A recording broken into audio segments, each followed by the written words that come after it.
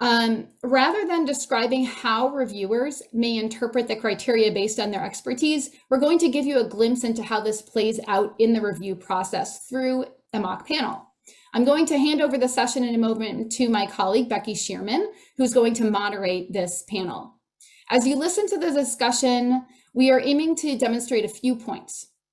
One, as I just referenced, is to demonstrate how having a diverse set of expertise on the panel plays out in a review panel discussion.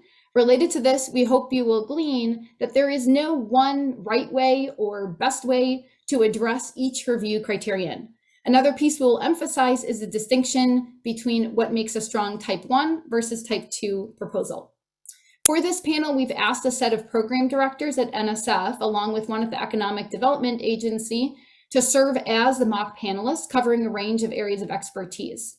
Very importantly, please note that these panelists are not going to be speaking as federal representatives of either NSF or EDA, but instead as an imagined set of experts.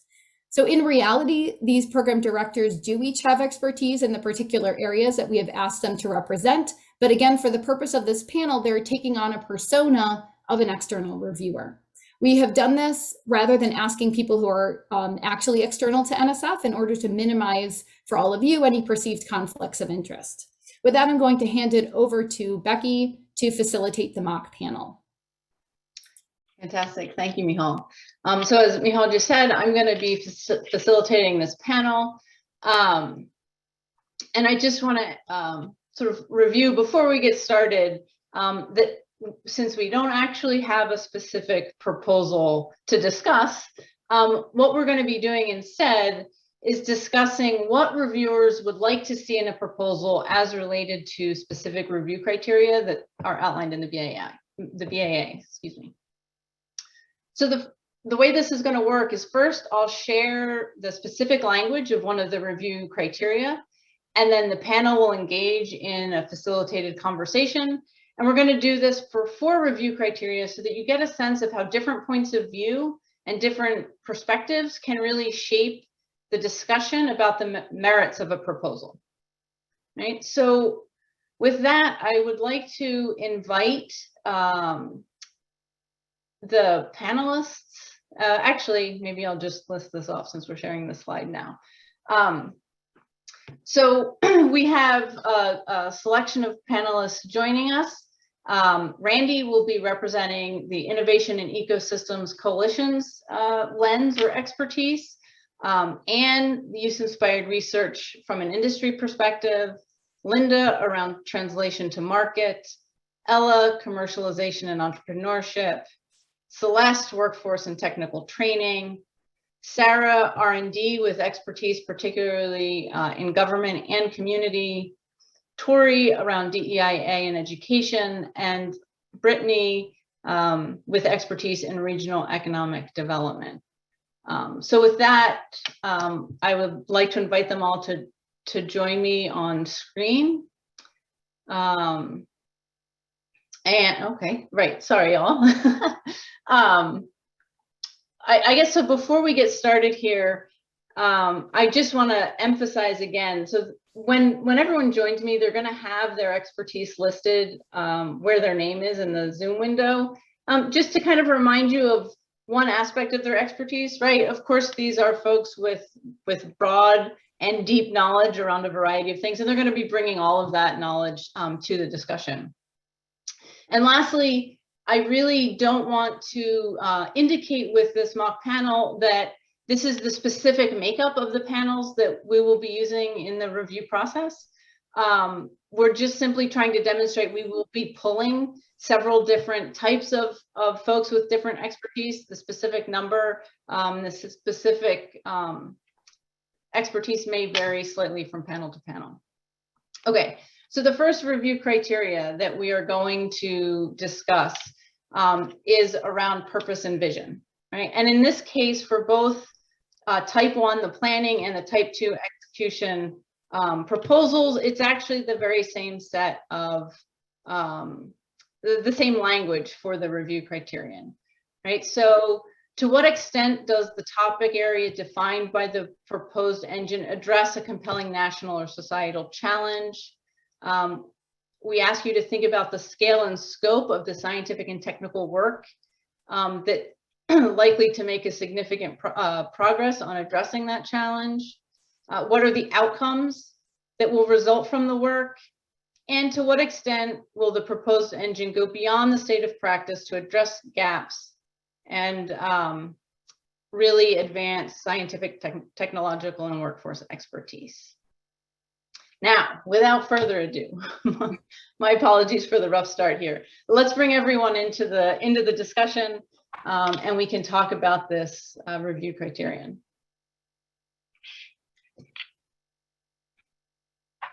Becky, I'll hop in if you're ready for comments from panelists.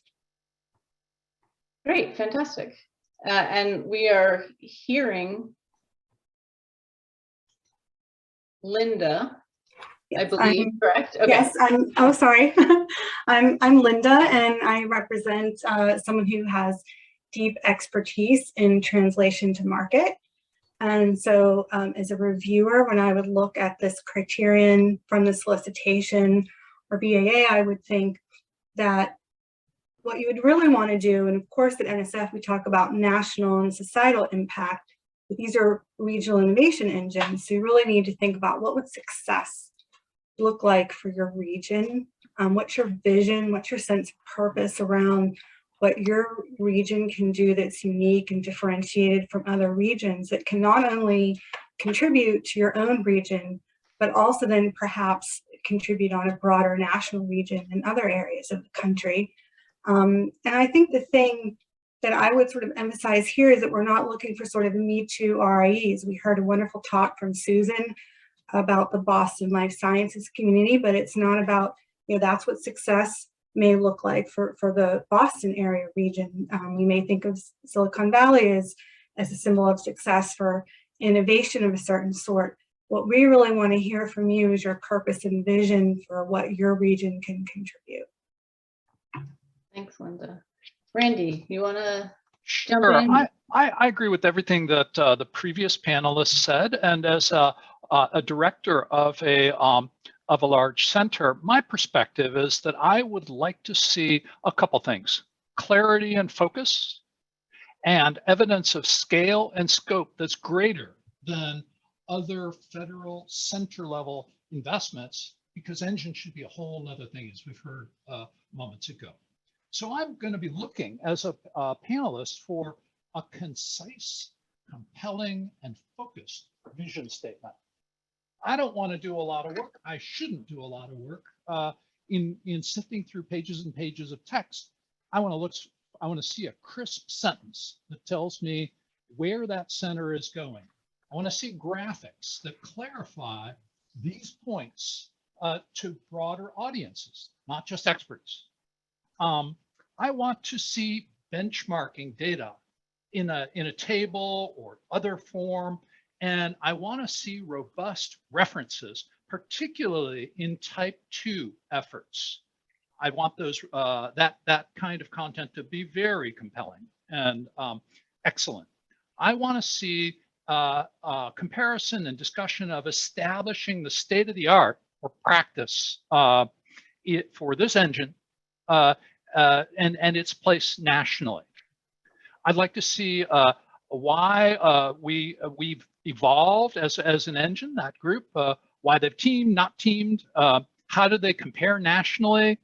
I'd like to see, as we heard moments ago from another presenter, an extramural mindset. In essence, I'd like to see what is success. Now, at the level of scale and scope greater than existing federal centers, I'll be a little bit more brief. I'd like to see graphics, tables, or text that illustrated the intended magnitude or scope of the effort and make the case for its fit to the infrastructure of the region of service that is proposed. And I want to see evidence of its connection, really strong connection, to economic development. I'd like to see the plan for how the engine would operate as an engine and impact stakeholders, not just in the small companies, but also in the community in that region. I'd like to see graphics and text that quantify the expected outcome. And overall, I'd like to see how will success be rooted in the region. Thanks, Randy. That's so we've heard really defining what success looks like as a key part of this from both of our panelists. For anyone else, please feel free to add to what we've already heard. You know, +1, we don't necessarily need to repeat things, but how could others add to this this discussion? Yeah, if I could jump in, Becky. Yeah, so for me, I echo the comments earlier that what I'd be looking for is a clear, compelling statement, problem statement. What challenge is the team addressing in some specifics, not just advanced manufacturing, but presumably in some sectors, what are the key problems being addressed and focused on? And then, since this is a use-inspired research initiative, I would be looking for what key innovations is the team bringing to the table, which are shovel-ready. This initiative, you know, can't start at fundamental research. It has to start with some innovations that are sort of ready to emerge in the marketplace. But is there a strong plan for integrating this critical set of innovations? And is there a strong research engine behind them? So it's not just this set of innovations that's shovel ready, but there's like an engine behind that that will produce more innovation, maybe solve problems as yet unseen, you know, and enable basically long-term sustainability of the engine. And I guess just one more comment, and then I'll let my colleagues speak, is just it's important to see that this is actually use-inspired and not a sort of a technology push effort, like I have a cool whatever.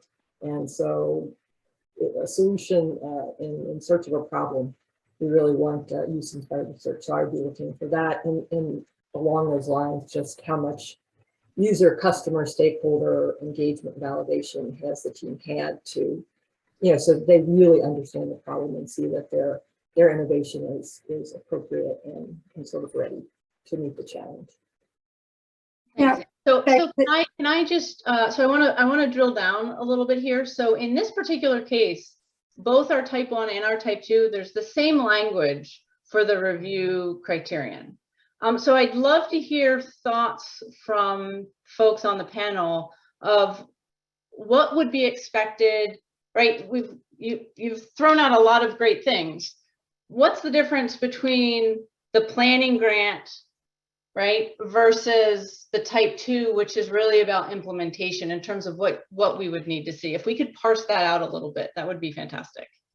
Could I jump in now, or? Please, please. Okay.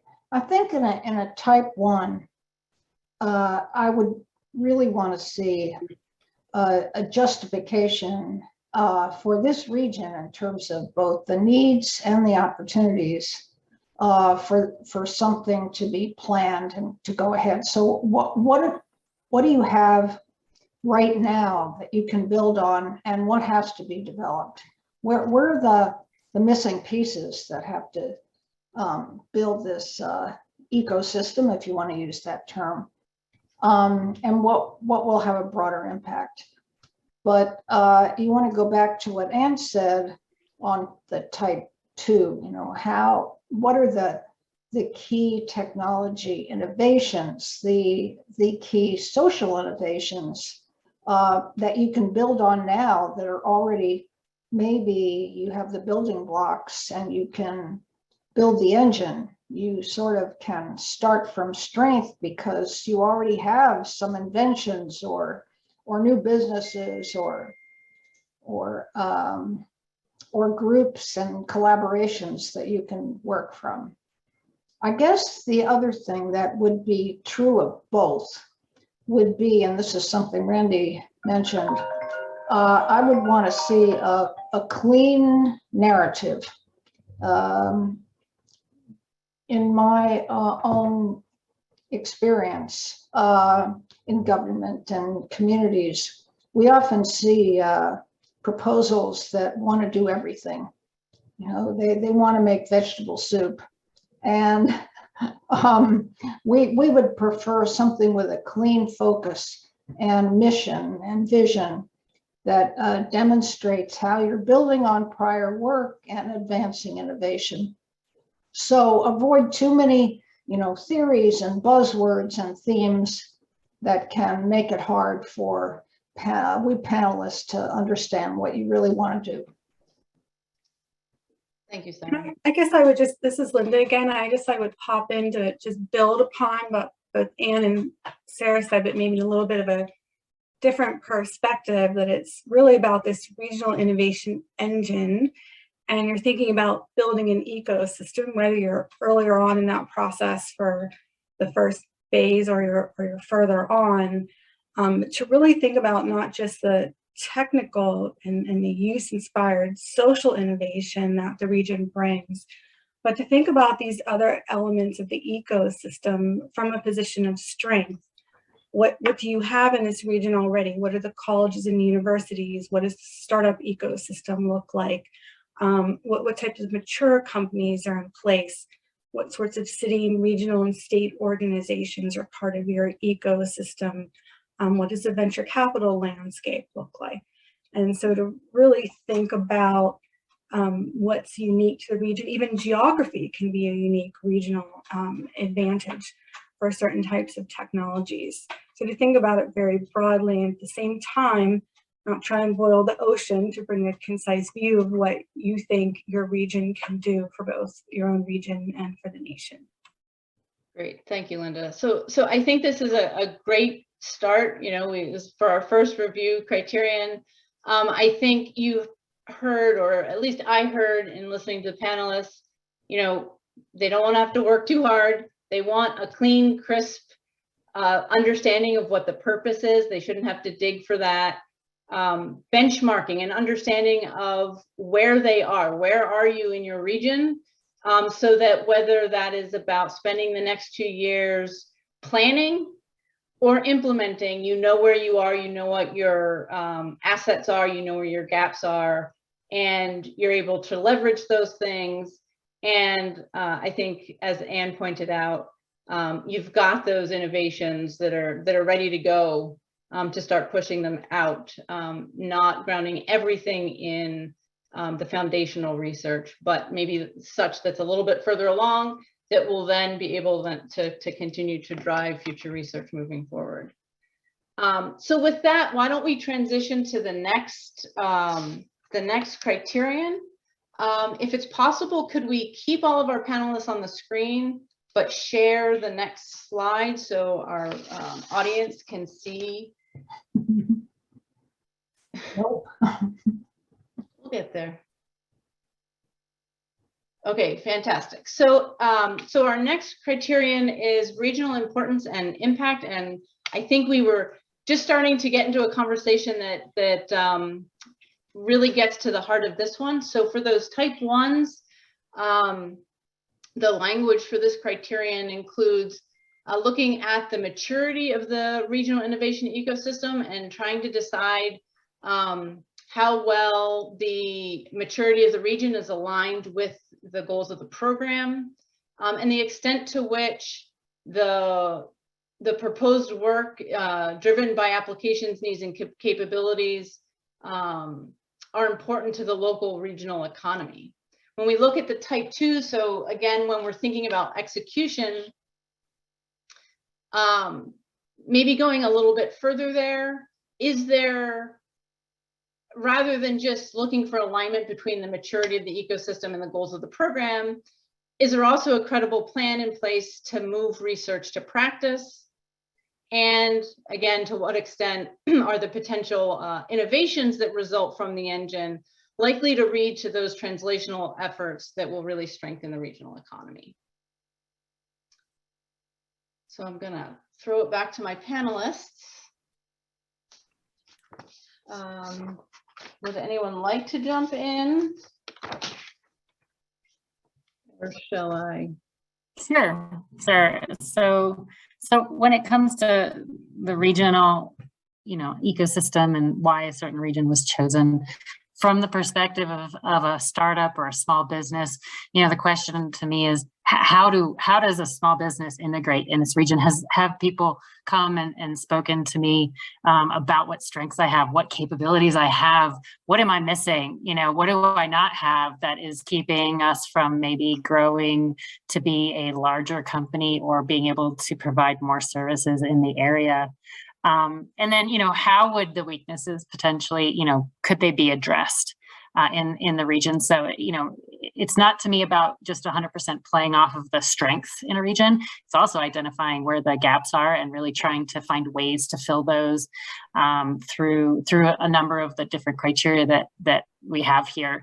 And then, does the region have a strong entrepreneurial or small business ecosystem, and, you know, how to leverage that? And of course, if not, what's going to be done? I think I'm reiterating myself there, but it's really important.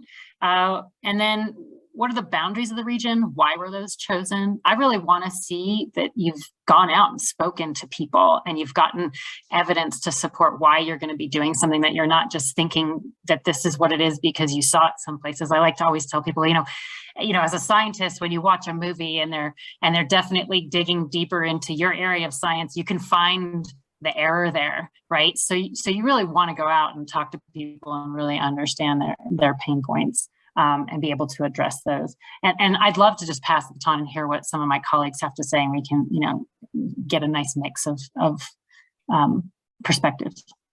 So I'm going to pass the baton to Brittany. Thanks, Ella. Love that. I think also, even from a regional economic development perspective, there's some similarities with what you've been describing. When I'm considering compelling proposals, I'm thinking about how clearly those applicants are defining, even broader, the stakeholder partnerships and regional collaborations that are in particular drawing upon those strong resources of the community or the region. It could be on the public side, the small business side, or corporate, university, nonprofit, philanthropic. And I want to know, to what extent that level of detail articulated in the proposal shows that truly deep understanding of the current regional economic development ecosystem, particularly the range of assets. So, how can we move beyond some of the high level comments to realistically describe how collaboration will leverage the assets in new or more impactful ways? And I would really like to see how a range of regional assets can be, very expansive, from basic infrastructure, you can talk about broadband, to competitive advantages. We're looking at research universities, access to distribution channels, or even water, supply chain strength, or even workforce training. And I think you mentioned this earlier in terms of gaps, but honesty being key, that if there are risks, there's weaknesses, bringing them up early and being able to tell reviewers from the start how those will be headed off or mitigated is going to be important, especially as we're having reviewers that do have extensive knowledge across regions and want to see that realistic perspective. Fantastic. And Brittany, you mentioned workforce in that discussion, so I'd love to hear more about that aspect in terms of regional importance and impact. So this is Celeste. Maybe I can jump in a little bit there. And I think some of the things I would be looking for, one I'd like to say, this is sort of general over what we've talked about so far, is a lot of what we've talked about is sort of laying out a general landscape, something I'd say, oh, you're at the 40,000 foot level. But you can't stay there for the whole proposal. You have to drill down and you have to provide some detail. And I know that's always a challenge because you're limited in the number of pages that we get to read and that you can write. But you need to think about, you do need to think about what are the current regional industries that are there. And what then are going to be your plans to support those? That can be in terms of workforce. Are they similar to many of what's going on in the United States today, where many industries are saying, oh my gosh, as the baby boomers are retiring, we have millions of open positions and we're not finding the people to fill those. So things like that, what would you do there? And then also looking at it from the standpoint of, I like to just use a business term. What's the return on investment? You want to get business and industry, you want to get educational institutions, you want to get workforce investment boards, economic development entities, maybe Chamber of Commerce, right? All of these and community organizations together. What is the return on investment for what they will put into this engine, and spell out their roles and responsibilities. You know, if it's about workforce and you're working, say, with the 2- and 4-year institutions in your region, what is industry going to do? Will they provide seminar speakers so that the students know about the career opportunities? Will they maybe agree to interview students to potentially offer internships? That level of specificity, I think, really makes a proposal rise to the top. So I think those are some of the very important things to consider. That's great. And I think that also kind of harkens back to what Susan was saying earlier about not having these silos, right? You can be thinking about your workforce development, but that's only going to be effective if the industry partners are also aware and contributing and co-creating what's happening. So I love that. One other thing I'd like the group to think about for a second. So if we go back, there's language for the Type 2 that says a credible plan to move research to practice.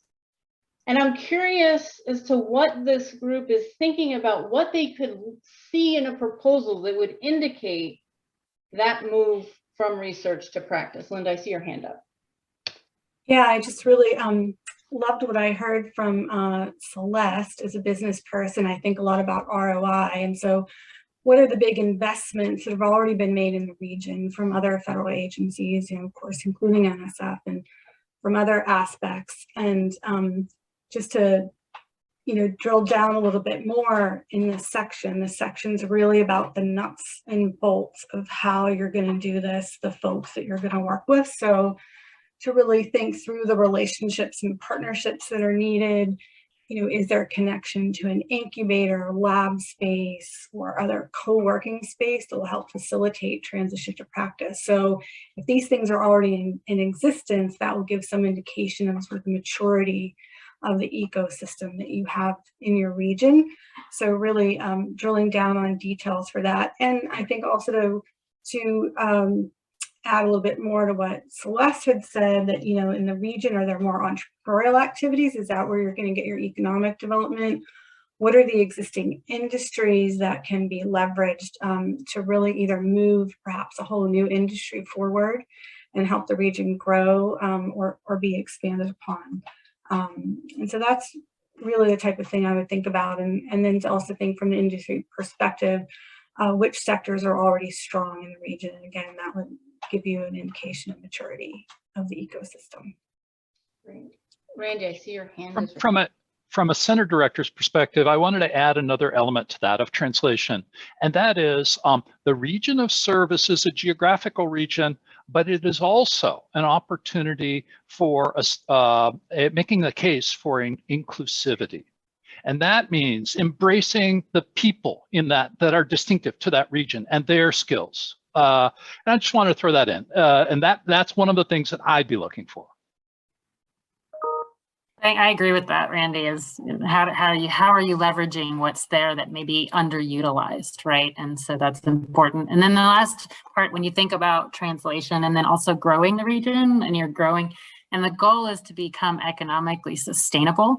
So, you know, what is this going to look like when NSF funding is completed, right? How is this going to be sustainable? And when you think about that translation, you know, really putting in the concept of the infrastructure that Brittany was talking about, and, you know, really looking at the trajectory and the storyline of what's your strategy in getting this train up and running, this engine up and running and sustainable. All right, I see two more hands up, so we'll take these and then we'll move on to the next one. Celeste, I think yours was up first. Okay, so jumping on to sustainability. Start thinking about sustainability from the very first meeting that you have, because not everything that you're going to do is going to be sustainable.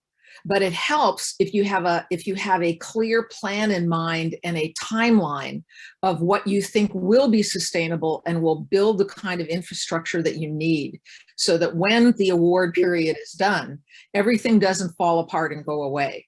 So it would be starting early with sustainability. I think that's really another real key point to be thinking about, even though you could say, well, that's years down the road, but starting early is a good tip. All right. Yeah, I'll just jump in, Becky, with the last comment. Yeah, so I just wanted to go back to technology transition, and just encourage the teams to be honest about their innovations and where the gaps are. You know, if you have a widget or a process, and to really make it real, you need to demonstrate it in some harsh environment. You need to scale it to levels that you haven't really thought about. You know, you should have a plan in place to address those, because you can be engaging, you know, startups or mature companies or whatever, but if you have a gotcha there, you want to know about it first, and you want to have plans to address it. And often panels, you know, people who serve on panels have expertise, and that question may come to their mind. Like, well, what about this? What about that? So I think it's important to, you know, not lose sight of this core part of your proposal, which is the innovation engine, and what needs to be there to be successful. Thank you. Does anyone else want to, especially if anyone hasn't contributed yet, does anyone else want to add anything before we move on? Okay. So just sorry, my mute button. It's hard for me to do mute button, but I feel that I want to just say one thing is that, you know, when you think about even a tech company, there's just so many different kinds of people involved in making that technology work, that they're not all just scientists or engineers. And I just really want to throw it out that, you know, really considering, you know, like thinking about this in a broad ecosystem from, you know, how everyone can be involved. And it could be people who aren't necessarily 100% engaged in the science, but are very much critical to the translation in some aspect or way, shape, or form. So that was the last thing I wanted to say. Sorry about that. No, that's great. And I just kind of want to recap what the few things that I heard that really resonated with me, that I think I heard in multiple ways. One was that you really want to know your region, right? So we're talking about regional impact and importance. So you need to know your region, and that is far broader. It extends well beyond the scientists in that region, or the academics in that region, or the companies in that region, right? It's all the people involved, the end users, the community that is impacted by the work, right? Diversity and inclusion is central to that. So that, I think, was came out of this, really understanding that community, having a strong rationale for why this region is important for this review criterion. And then I thought something that was really interesting that came out of this discussion, we started talking about sustainability. Now, in the BAA, we require a sustainability plan. And so I think something to highlight here is that when you read the language in the review criterion around regional importance and impact, you may not be thinking initially, oh, there may be evidence embedded in our sustainability plan that can speak to the potential impact around the regional importance and regional impact, right? So I think that was a really good example of how we want our proposers to be thinking about how they can address these review criteria throughout their proposal in all of these different places, because those strengths may reside in places where they may not realize when they set out to write that proposal. And then the other thing that also stood out is that importance of being upfront and honest about the gaps/weaknesses, and addressing them head on, because, right, no one is strong in everything. And so that also is a part of the sustainability plan. So as we move to the next one, I think there's a lot of great advice that we're providing. I do want to make sure that we are tying it to what we would see in the proposal, and not just what they should be thinking about as they develop their engines, but really what do they want to be putting in that proposal for reviewers to see? So, you know, it's really how do they demonstrate that they're connected to the community, that they know what their community needs? Those are the sorts of things just for us to remember as we go through this exercise. Linda, you want to jump in before we move to the next one?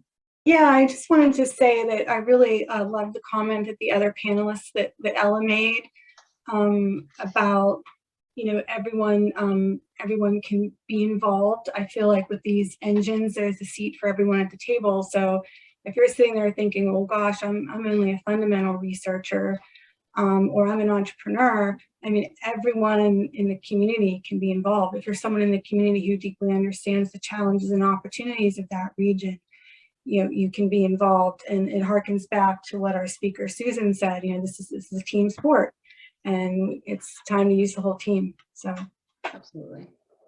Okay, so if we could share the slide on the partnerships review criterion. I believe that's the next one.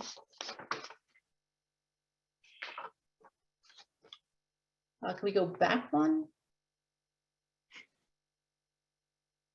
There we go. Great. So as you can see, there's a lot more words for type 2 for execution.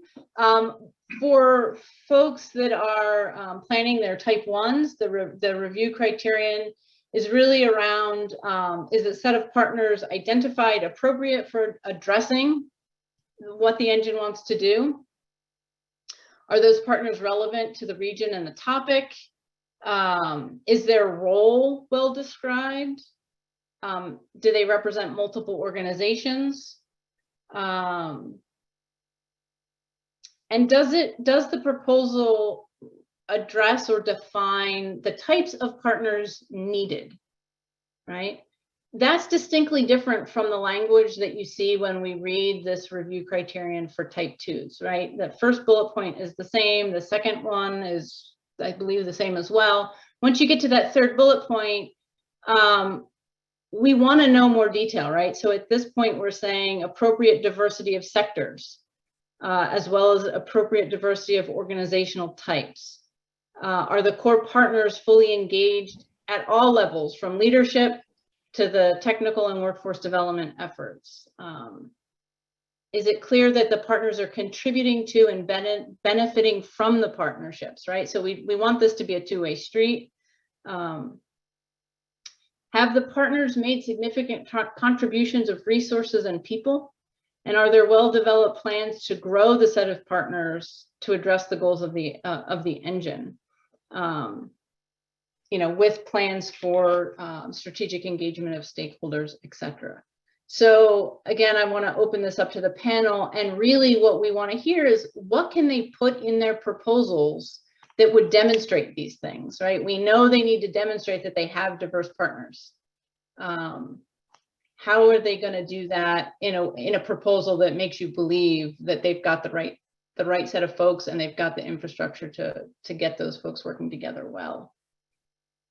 Tori, yeah, I was going to say, I'm happy to jump in here. I think when you mentioned that there's overlap between a number of these criteria, I could already see things pushing over into partnerships. So specific to the proposals, from the perspective of a reviewer with STEM education expertise, and especially a focus on equity, inclusion, and broadening participation in STEM, I would be looking for a very specific rationale for why each partner has been engaged. So that would include specific content around their expertise and the perspectives that they represent, so that as a collective, you can start to see where a variety of perspectives are represented.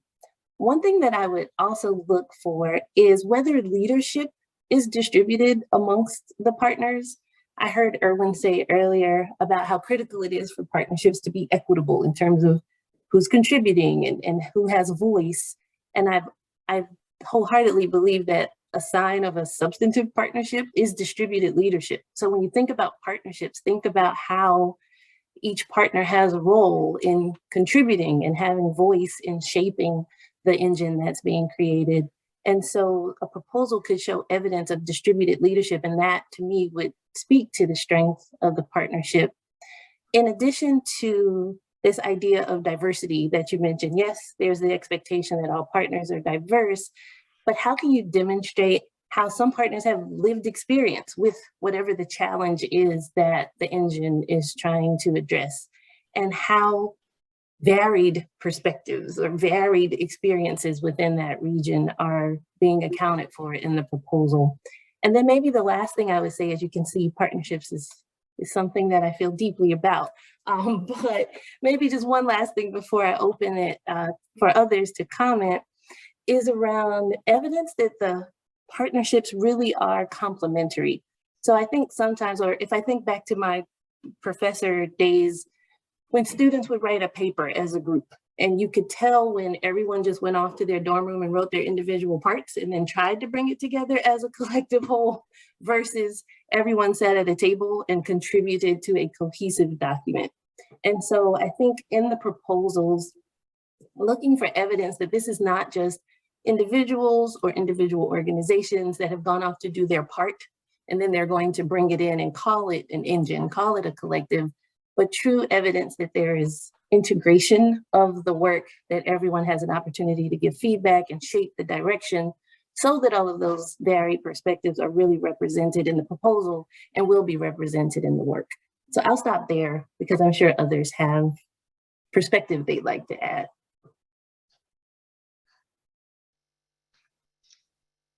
Anyone else want to jump in?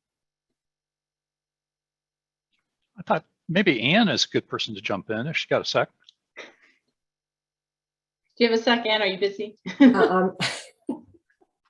Yeah, I think Tori did a great job of covering it. I resonated with her, the sentiment that, you know, sometimes we read proposals and you see a set of collaborators for smaller efforts, and some of them appear glued on, like, oh, we need somebody that looks like X, so we just glue them on. But so I really appreciated Tori's kind of perspective that, you know, the roles and responsibilities should be clear.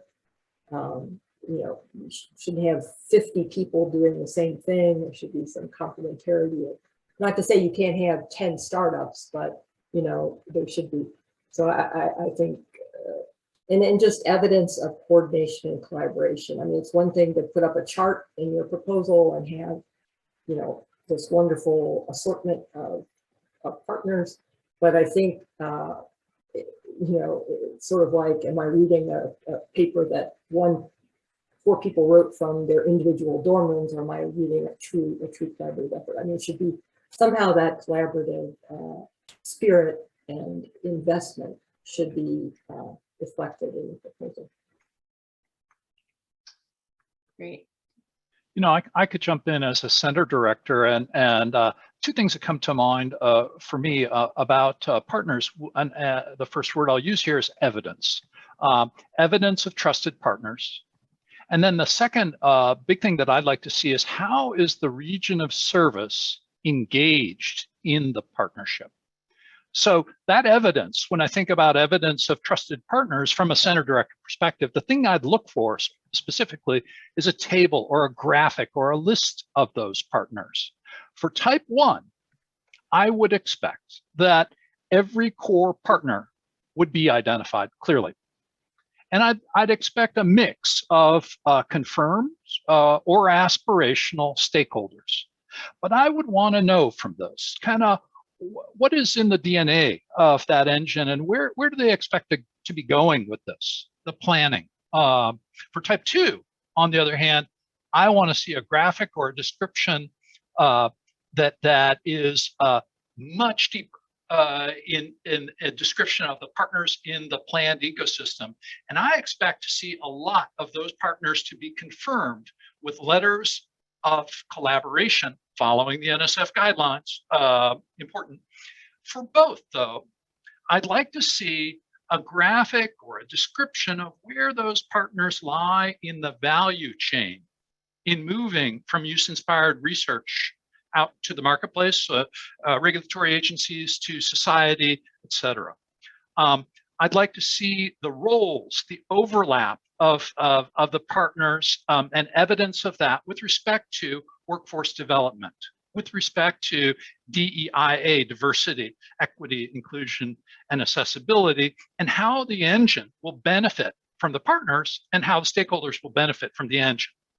I want to see an analysis, as some of my colleagues have said, of what is strong in the ecosystem and what's missing and weak, and maybe how some players outside the engine might participate temporarily to strengthen something. But then I'd sure like to see a plan, especially for type 2, of how that would be brought in to the region of service and built. I'd like to see a description of how venture, state, or other leveraging will evolve the ecosystem over time. For type 2, I'd like to understand the balance between the lead institution wielding near absolute CEO power, as we've heard about, and the trust or distributed effort or resources or input across the core partners and the ecosystem. With respect to the region of service engagement in the partnership, I'd like to see graphics that clarify the role or commitment of the engine versus that of the region of service. I'd like to see partners and stakeholders plugged in to that vision. I'd like to see graphics or data or analysis that communicate the anticipated role of communities, of people, of citizens in the region of service. I'd like to see evidence of partners that enable regional infrastructure. And we heard a little bit about this before, but I'll dive into this a little bit more. Community groups, utilities, transportation, supply chain, policy, legal, ethics. I'd like to see inclusion and growth of partners like venture capitalists and angels. Overall, I'd like to see plans for a group of partners that anybody on any review panel would say is excellent. Thank you, Randy. I'd love Sarah, Brittany, if you have any thoughts from your perspective on partnerships, I'd love to hear from you both as well. Sarah? Okay, I'll jump in. Okay. Great. Okay, so first of all, we know that regions across the United States differ dramatically in their citizenry, in their cultures, in their governance structures, in their politics, and so on. So I would want to get a good sense of how much these proposers have reflected on or actually talked with residents, nonprofits, foundations, the kinds of partners that Randy was talking about. And who exactly will be deeply engaged and who's going to benefit? Are you thinking about developing the whole region from a position of strength, or are you trying to fill in where there are big missing elements? So it should be really a very regional analysis and evidence that stakeholders have been listened to. I like the idea of listening sessions. I don't know to what extent proposers will have time to do this, but listening sessions can be really, really valuable. Along with that, I think, we know very well that partners differ, especially different, businesses, big business, small business, nonprofits, foundations. They all have missions and visions that differ. And so you'll have to think about how to align the different missions and visions of these different partners and what the extent to which they will be engaged and join with the mission of the engine. And finally, on the integration and the collaboration, we know, those of us in the R&D community know that prior work together, prior discussions, working together, building together predicts future success and collaboration. Just having people sign up and say, yeah, I'm in, doesn't give evidence and doesn't mean that you're actually going to get cooperation or real work. So the more the proposer has given evidence of prior collaboration, the more I would believe they'll get future collaboration. Thanks, Sarah.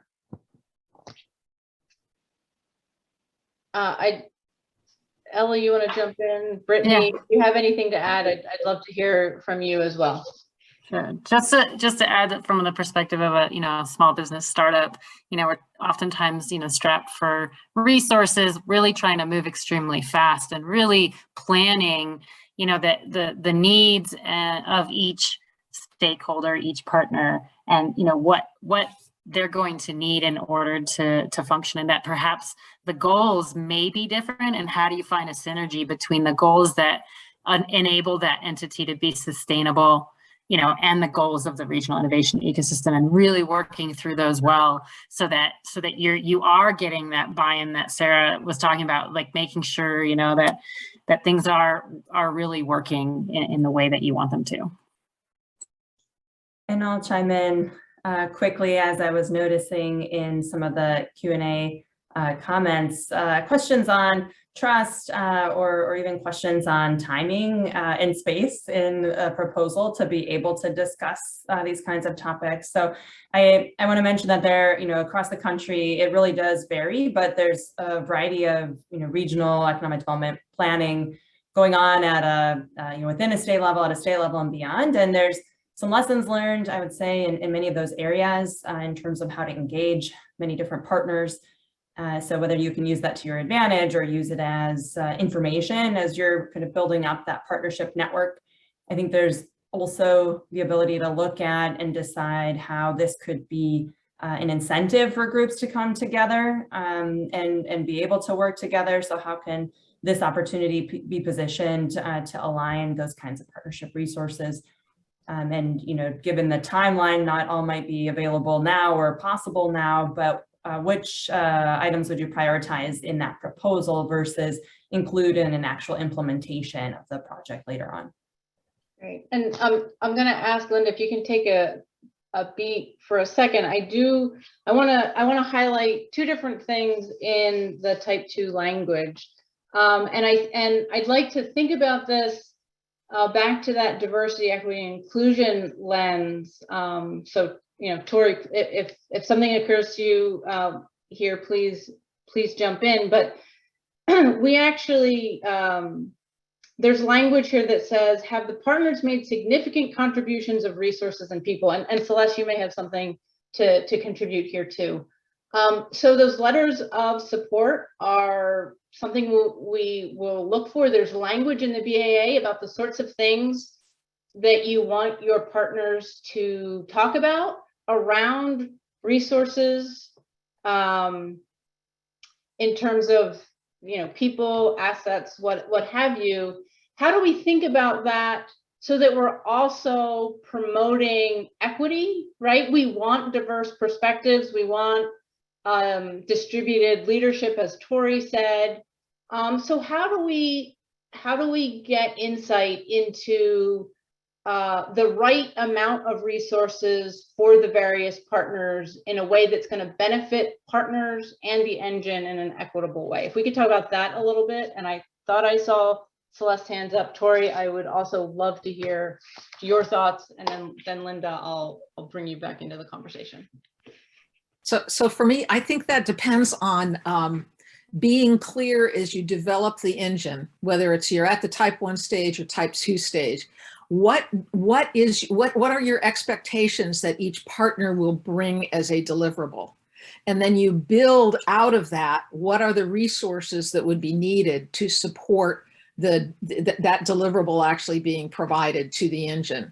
And, I think about one thing I know, and I think Linda and I both are from the San Francisco Bay Area and experience in biotech. Most of the startups in the Bay Area don't tend to always be long-lived, a lot of them are started because they want to merge and be acquired by a larger company. So that kind of a thing is something when you're thinking about what's happening in your region that can really impact the way you think about how the infrastructure will be built.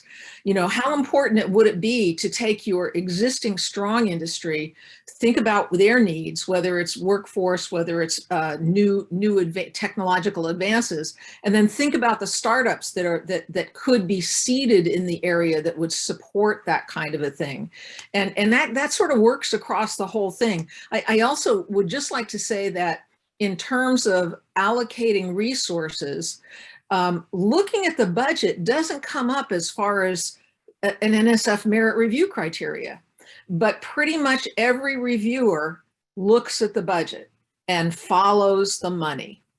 And it is, you know, we're very careful. I think NSF is very careful in saying that cannot impact your review rating in terms of the merit review criteria, but it's something in a summary statement. A lot of reviewers will say, wow, I noticed that, you know, industry A has this huge role and they're not getting any money, but there's no description that they were willing to donate or do sort of pro bono work on this project. So you want to keep things like that in mind as well.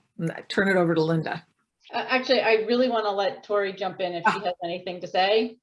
No problem. Celeste was quite comprehensive and touched on some of the things that I was going to say, and no problems there. But I was definitely going to talk about the match of the effort with the resources. I think that is pivotal and key.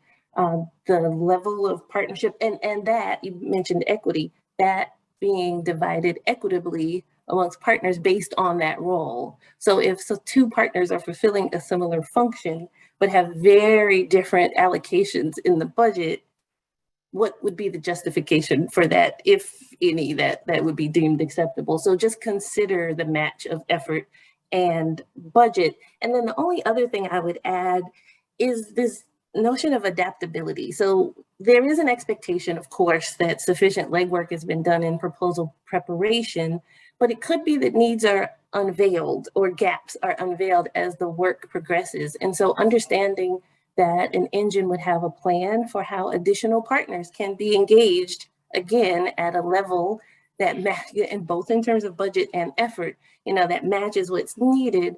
But I think it's also important that in terms of evidence in a proposal, that the team would show that they have an eye toward, we know this now, we may know, we should know more later. And there's a plan for continuing to engage partners to represent those perspectives and fill those gaps, so that it is an equitable approach, not just in the beginning, but sort of throughout the work that will be done if funded. Great. And Linda, final thoughts, and then we'll move to the next. I totally agree with what Tori and Celeste said. The budget is certainly very telling. It really gives you an insight into the perspective of the PI, but I wanted to bring up a slightly different point. It was mentioned that, you know, often can look at previous partners or folks have worked together before as some indication of success. And someone on the panel mentioned that, and that's certainly true. And in the business world, especially investment world, we look at that to de-risk investments that have folks worked together before. However, I wanted to bring up a slightly different perspective. I think it's important that if you're part of a region that has a major resource, then that partner should be present somehow in the engine. At the same time, I want to use the word that Brittany used, that we want to incentivize new partnerships and bring new folks into the engine. And so while that may have an inherent greater risk, you know, and I defer to what the program directors, what Becky wants to say on this, but I would say that would also be very important and valuable part of the partnership role, especially in terms of DEIA. Absolutely. We definitely see this as being a very dynamic part of the engine, right?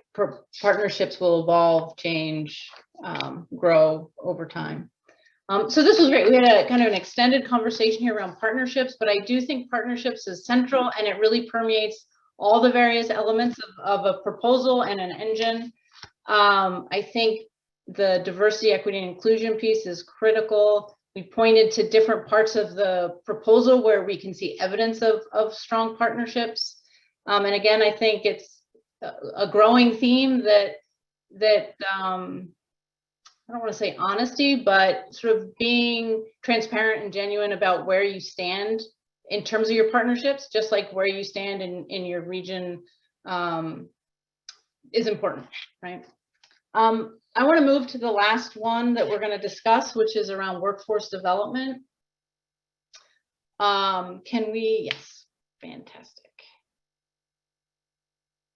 Okay, so for workforce development, for type 1s, does the vision for a workforce development plan address regional needs relevant to the proposed engine mission? And does the proposed vision promote a well-justified balance in the training of diverse technicians, practitioners, researchers, and entrepreneurs? For type 2s, does the workforce development plan address additional needs relevant to the engine mission? Right, so in this case, will the plan lead to well-justified a balance of all of those workforce folks? Is there a process in place to ensure that it will engage a fully diverse set of candidates? Is it going to be sufficiently resourced? And of course, multiple partners actively engaging in the code design of the workforce development. So that's the language around it. So let's maybe do, checking the time here. Yeah, we've got a little time. So I don't know, Celeste, do you want to, at the risk of just calling on someone? Sure, let me jump in. So one of the things of thinking about the entire workforce itself, which starts probably with entry-level technicians moving forward to PhD level people, and then all of the other associated people that would be needed for an industry to actually function. One of the things that comes up is, did you try to do a survey of your local industry to identify the needs that they have now? You know, because that's really kind of a cornerstone. It's you don't want to put in, well, we'll do that if you give us the money. You want to at least have an idea of what the workforce needs are there. And then you want to use that data to inform the objectives and activities of your engine. And for workforce development, you know, you could be looking at things like advances in technology such that there are gaps in skills and competencies and even the current workforce. So you could potentially be looking at something like, will your industry partner with an academic institution to do a DACM, developing a curriculum around that, to identify those, actually have the materials and knowledge, skills, and abilities in a specific program, so that the industry is going to say, oh, the return on investment of allowing this academic institution in to do a DACM is we're going to get more qualified people applying for the jobs that we have. So that type of thing is really important. What about career pathways? You know, there's a lot of work in academics about career pathways and also about multiple entry and exit points. So it could be everything from starting the skilled technical workforce, an entry-level technician. They move into the industry. At some point, they either need to be upskilled or reskilled, and or they say, I want more. I'm ready to move to another level. Mm-hmm. So what are you doing? What are you thinking about as far as career pathways go? And I think this is also one thing I've noticed a lot is, speaking about diversity, equity, and inclusion, at times in proposals, people will talk about their institution. They'll say, oh, well, we are a minority serving institution, or we are a Hispanic serving institution, and therefore we will impact that group of students. But there's no plan for it. And if you actually pin someone down and say, so let's see, a gatekeeper course is calculus, how many Latino or Hispanic students are actually enrolled now? So how would you then move them, say, into the engineering pathway? And there's no plan for that. So things like that, I think really pop up and can contribute to a strong proposal if you think about those things ahead of time. And then how far, thinking about a pathway, where does it start? You know, a lot of times people will think, well, high school, we'll just start in high school. But we've actually got a lot of evidence that says if you don't start in middle school, and in some cases, some trade organizations are even saying we ought to start in elementary school, you aren't going to keep people in that pathway. So you're not going to have the number of completers that you would like to see that industry is looking for. So let me stop there and turn it over to another one of the panelists. Yeah, so Tori, why don't you jump in here?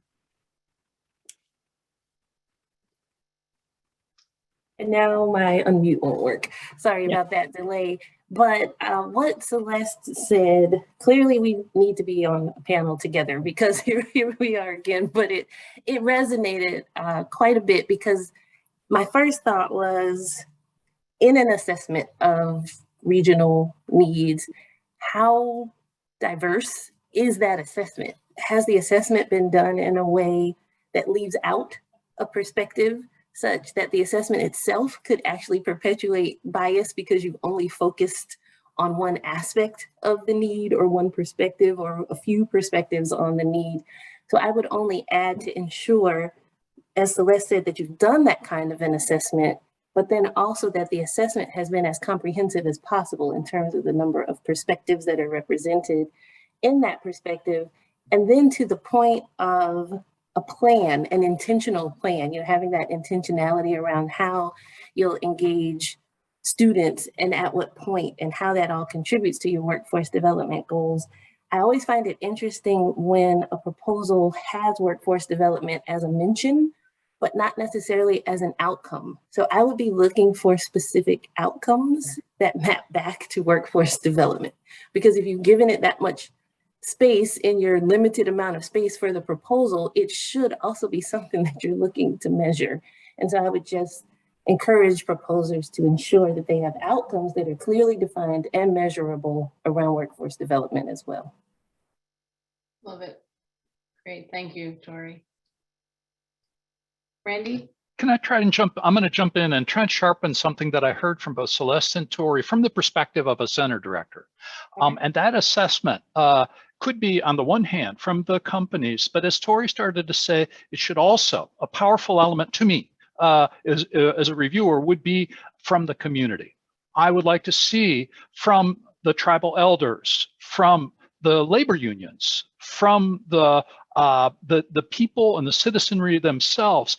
Is that region really motivated to go there and develop that workforce? That's all. Brittany, from the more economic development perspective, I'd love your take on this workforce piece. No, that's perfect. Actually, thanks, Randy, for teeing it up. I think from this perspective, there's a few things I wanted to touch on, and one is even looking at those differences within the region. So, you know, obviously, depending on a region's defined boundaries, it's likely it's going to encompass places from urban to rural, varying places with varying levels of workforce investment from state or federal partners. And so it can be a bit daunting, but at the same time, it's a reality. And so when we're looking at generalizations in workforce, finding ways to break this down that match the region is incredibly important. And almost even going back to our conversation and comments on the partnership side, you know, how are we looking at that mixture of institutions? And I think Randy mentioned a few. So we're looking at the employers and the training providers, the workforce development organizations, also those entrepreneur support organizations and academia, the labor unions, you know, quite a few depending on where you are. And just looking overall how that proposal is, you know, again, presenting some of the current efforts as that relates to how the plan is shaped on workforce training, entrepreneurship support, and, you know, defining all the issues related to equity we've been talking about, as well as good paying jobs and not just jobs in a general sense. Very important point, that last bit there. Tori, hands up. I promised, well, no, I don't. I was going to say I promised this would be the last one, but hopefully nothing else will pop up. I just wanted to add one thing that I'd forgotten to mention, which is around evidence-based approaches. So there is a wealth, depending on the region, depending on the challenge, But I would say by and large, there's a wealth of resources that exist currently where strategies have been tested and have demonstrated effectiveness. And I would be looking in proposals for evidence that evidence-based strategies are being incorporated within the workforce development plan. And so I just wanted to make sure that entered the conversation, that while there is the expectation of intentionality around what's put in there, that doesn't necessarily have to be starting from scratch. There are evidence-based strategies that you could and should lean on heavily. Absolutely, that's a really good point. Thank you. Ellen. Perfect, Tori, for saying that, because I'm just going to dovetail right off that and say, you know, are there any new technologies or new methodologies for workforce development?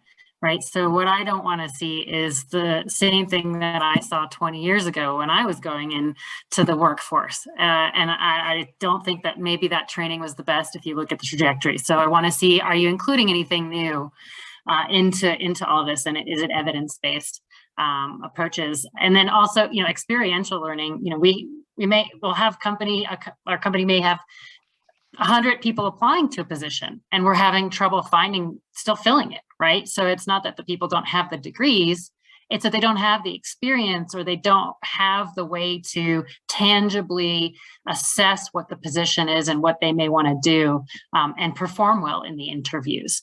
And then, or it may be something that we really need to spend a lot more time training than we have resources to do in terms of the situation that the person's in. So I'm curious to see what the solutions are for me to be able to hire that person, you know, and provide, maybe take somebody who's further back and bring them up to speed, or somebody who's close and, you know, I don't have answers to this. I'm the one who's going to be assessing, you know, in terms of this as a reviewer. So I want to see what your thoughts are, and to go back and say, you know, yeah, there's 15 pages. And so I always say, you know, focus on the elements that you think you could make the most progress in. Right? Where can you make the biggest impact? Mm-hmm. And try not to throw everything in the kitchen sink and, as someone said earlier, the vegetable soup, but really like focus concertedly and say, you know, this is something that we could measure each step of the way and we'd feel comfortable doing. So that's my last recommendation. Fantastic. So we are about out of time. Celeste, do you have a brief final comment? I think real quick, I would say, think about levels of mastery that someone needs to acquire when you think about education and training, those skills and competencies. A lot of companies are looking at industry validated certifications to give them an idea of what a person would bring to a job. And some of the new technologies we have are the thought, especially something that's come out of the pandemic, increased use of augmented virtual reality and virtual reality, not to take the place of actually hands-on skills learning, but to enhance and shorten the time to skill mastery once someone gets to the point where they were doing hands-on. And one other point is, we always need the right people in academia teaching these courses. And that can be an issue as well that I think the engines need to think about. Sometimes the pay scale in industry is so much different than what happens in academia that it's very difficult to attract the people that actually have the knowledge, skills, and abilities to teach someone these things. So let me end there. Okay, thank you so much. And thank you to all of my panelists. I am so grateful for the time you've taken to do this with me. It's always a little nerve-wracking when we go unscripted in front of all these people. I just want to, for one moment, speaking to the audience, hopefully you're not completely overwhelmed by the discussion you heard today. You do have a page limit and you heard lots of ideas, and that's exactly what we wanted, unfortunately for you all, perhaps, to demonstrate today. For those of you who may not have seen NSF panels before or participated on panels before, there is a lively discussion that happens and everyone brings their own perspective.